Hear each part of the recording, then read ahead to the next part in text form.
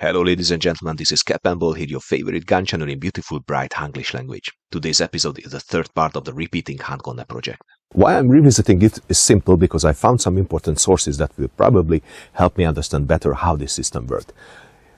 The system was not reliable in the first trials. In the second trials, I managed to multiply shots from the handgonne with the Roman candle principle, but I had to add patching to the bullets, which made a perfect seal on the circumference of the bullet between the bore and the bullet.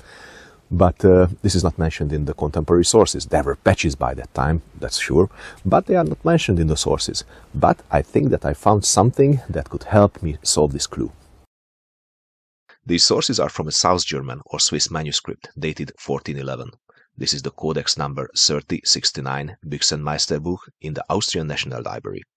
This codex has two folios that show different repeating handgonne concepts, both with superimposed charges, one based on the Roman candle principle and one showing guns with multiplied touch holes.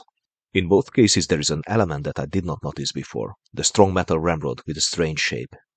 The head of the ramrod is flat, like it was designed to be hammered, and the other end, pike or stem, is visible. I think the second folio gives an answer why it is like this. If you look close, you can see that on the spike there is a pierce-through projectile, ready to be loaded. This spike seems to be the clue how the projectiles were sealed, so ignition only happened through the hole on the projectile, not through the circumference of the bullet.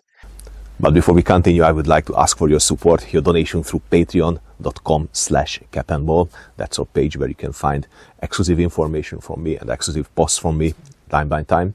Is vital for keeping the quality of the channel high. We are also present on the History of Weapons and War platform. That's an excellent hiding place for gun nuts like us, with thousands of videos from educational gun channels. Please like, share, comment, subscribe, because that will help the channel grow, because the search engines, well, they are not on the side of the gun channels, even if it's an educational channel. So thanks for your help. I used the same method for creating the pierce-through slugs as before, but this time I casted shorter bullets, so they will be more easy to upset in the bore by the spike.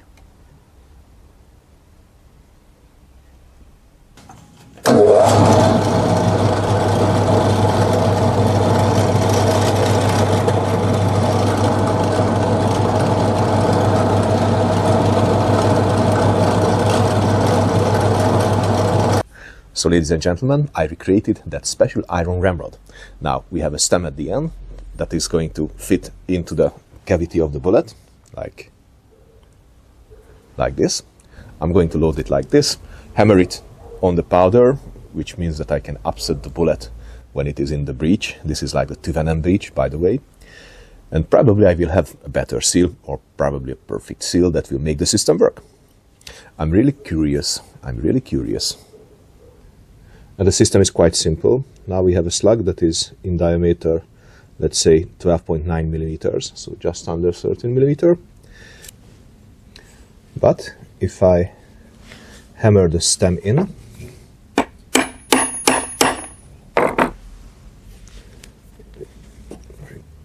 and I expanded the projectile to 13.1 millimeters, or rather 2, it should be enough. And this is how actually the difference looks like. So this is a projectile that was not upset with the special ramrod. This fits in the bore.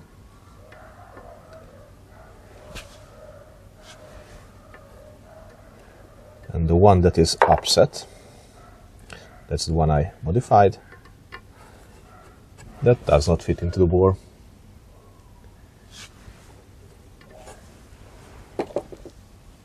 This concept was reinvented in the 19th century by a colonel of the French army called Louis-Étienne de Tüvenen. In his system, the stem was placed in the center of the breech. The goal was to speed up the loading procedure of rifled arms with the elimination of the tight-fitting patch. In Tüvenen's rifle, the undersized bullet was dropped into the bore. It went down with the weight of the ramrod. It was hammered on the stem that upset the bullet into the rifling and created the proper mechanical fit. This system was just as fast as the smoothbore arms, and with the conical projectile, it was much more accurate. Okay, so I will start with the patch roundball charge. 40 grains of wheel black powder, touch hole obstructed,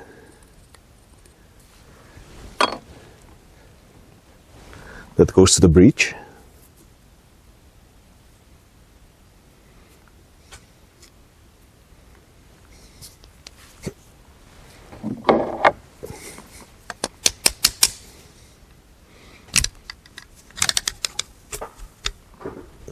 this will have a good seal. Okay. And now I will charge the first pierce-through bullet with the special ramrod.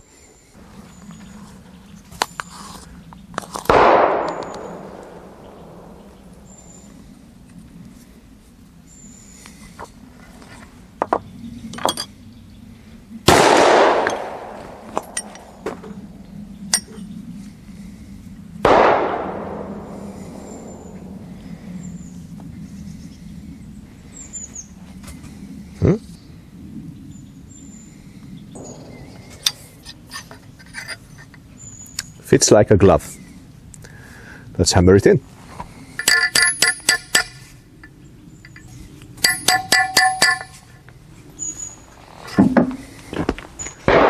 Let's remove it. And the bullet stayed in. It works so far. Second charge.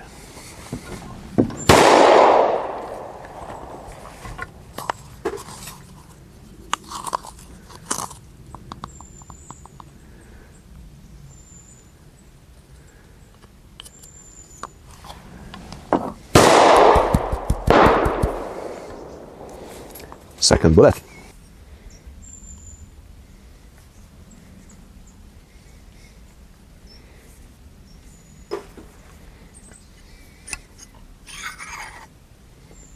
Okay.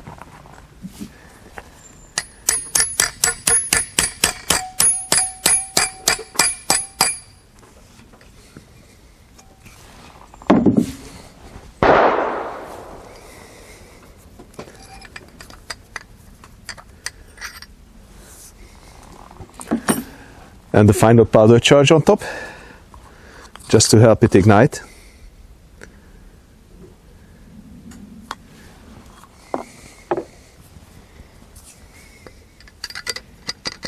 And to just help it into the cavity.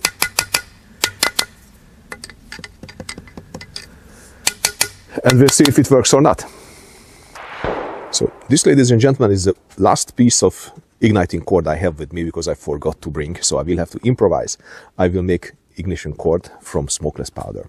We never put smokeless powder in black powder guns as a charge, but the smokeless powder burns much slower than the black powder on normal atmospheric gas pressure, which means that we can safely use it for an ignition cord. I'm going to roll this from paper and fill it lightly with smokeless powder. And that will be our ignition cord in this case. Simple, but works.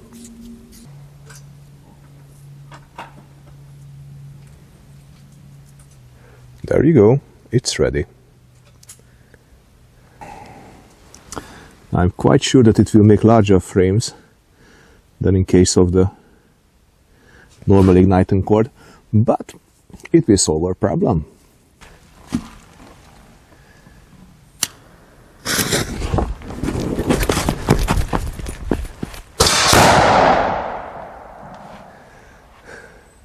Ez kettő volt? Let's see this in slow motion again.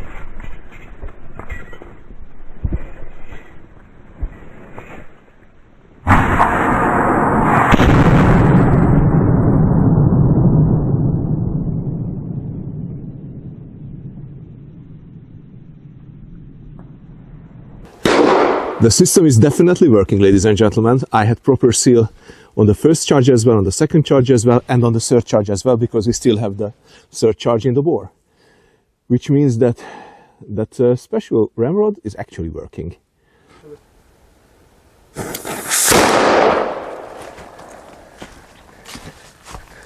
So, ladies and gentlemen, 1, 2, 3 shots. Roman candle is working. I was so happy about the result that I decided to repeat the experiment with taller bullets with the lengths equal to the diameter of the bore.